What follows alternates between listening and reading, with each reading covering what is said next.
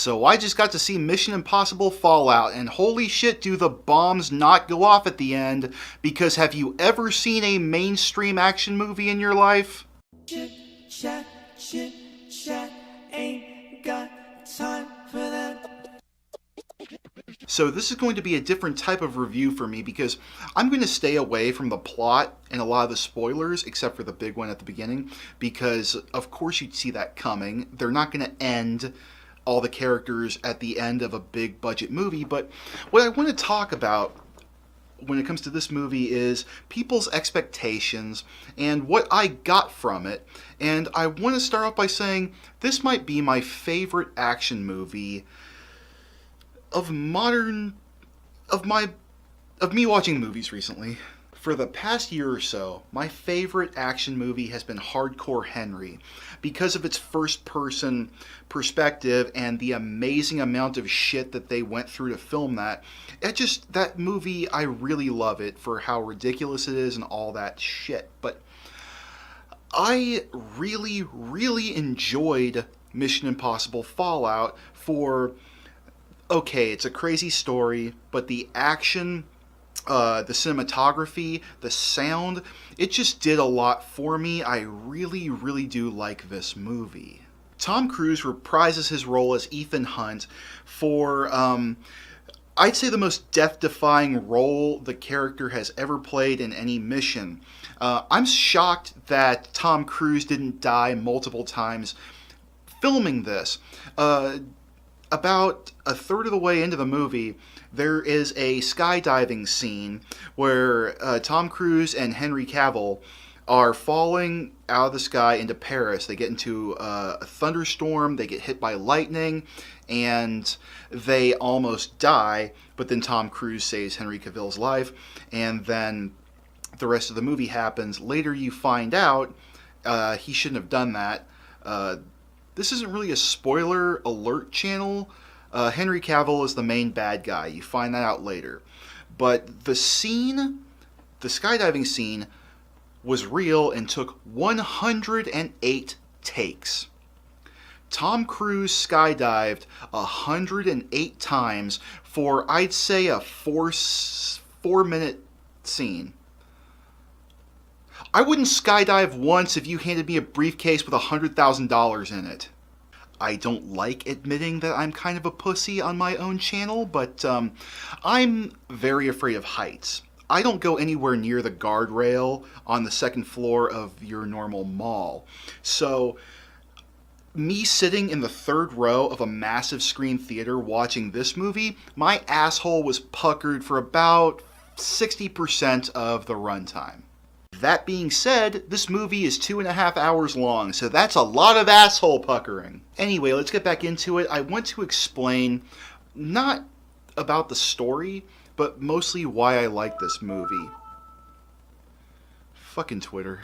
So yeah, I went into this movie completely understanding what I was going to get from the new Mission Impossible movie, which is a complicated plot which was basically a substrate for action sequences. And I understand that there are many logical flaws in what happens. Like, there are people that if they just had a gun and there's no reason they shouldn't have had a gun, Ethan would have been dead about 72,000 times in this movie. But, that being said, I really enjoyed the running sequences.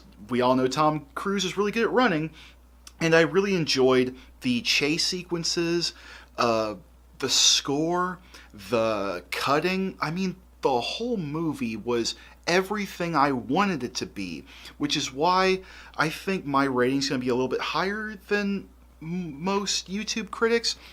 Not because I'm not pretentious or anything. I'm pretentious as shit when it comes to some things, but I have a soft spot for Mission Impossible movies. This movie had a lot of things I expected to happen, but I never knew exactly how they were going to happen. There were times where Ethan got into situations I thought, how the fuck are you going to get out of this? And then the explanation was a little reasonable, but then quite absurd. I won't go into the details of the situations because there's so many of them, but You have to have really good grip when you're falling or jumping on things to survive what he got through, and I just don't see that many muscles in this 4'11" guy's hands, but that might just be me.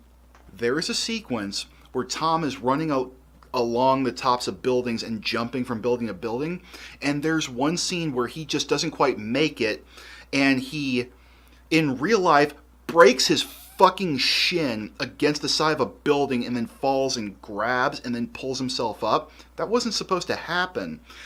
Just in real life, he came up a little short and went shin first into the side of the building and broke his leg, and they kept that in and made a scene around it. So when I knew that was going to come, and when I saw it, it just made me go, oh, fuck, because I knew what happened in real life and the fact they kept it in. And I was pretty stunned at the next couple of scenes because he's running like he always runs, which means they probably gave him time to heal. I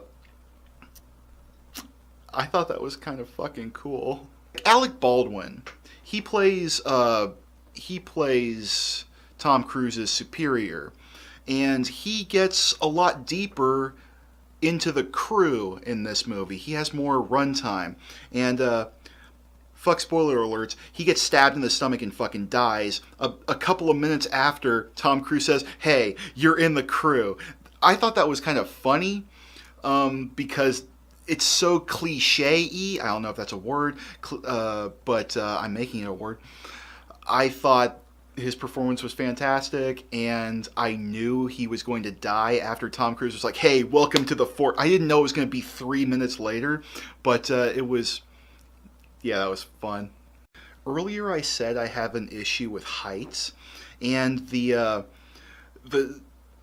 series of scenes where they're helicopter fighting really had me on the edge of my seat because I was in row 3 of a mega screen theater, so my entire sight was taken up by the screen. So when they were in the helicopters doing all the crazy shit, I was just like seriously white knuckling it. And the way the crash happens, okay, they should have all died. That was unsurvivable. But the fight scene that happened shortly after that, I think, yeah. Anyway, the final fight scene between Ethan and August on the hillside in, I forget what country, but it wasn't America, so it's not important. Just kidding. Anyway, the final fight scene where they're on the edge of the cliff, I knew there was no possible way they were going to go over the side of the cliff and live. Until they went over the side of the cliff and lived, and then climbed up the cliff, and then Ethan somehow, miraculously, even though the helicopter body was hanging from a cord that had a hook in a rock, even though that's hundreds of thousands of pounds, and Henry Cavill is in that, he must weigh maybe 150 pounds tops. There's a scene where Ethan grabs the rope and pulls it down, breaking the rock over the edge. That was the most ridiculous horse shit I've seen in an action movie recently. But seeing that hook go into August's fucking face and then down into the fiery pit, that was incredibly satisfying. And I don't begrudge the film for doing that because it was insanely satisfying, and that's why I went to this movie to see. So anyway, yeah, the whole thing wraps up. Ethan goes to a hospital. His boss forgives him. His ex-wife tells him he loves him. And then his new girlfriend tells a joke. And then the movie ends with him going, "Oh, my ribs, don't make me laugh." Credits, and then no after-credit scene, which makes me kind of think that there's not going to be another Mission Impossible. Tom Cruise is 56 years old. I think he might be done with this. And if he is, I will say this was a good one to end on because I thoroughly enjoyed this movie, and I'm giving it an 8 out of 10. If you like my take on this movie, please like and subscribe. I would very much appreciate that. Thank you again for watching. I will see you all in the next video. Bye-bye.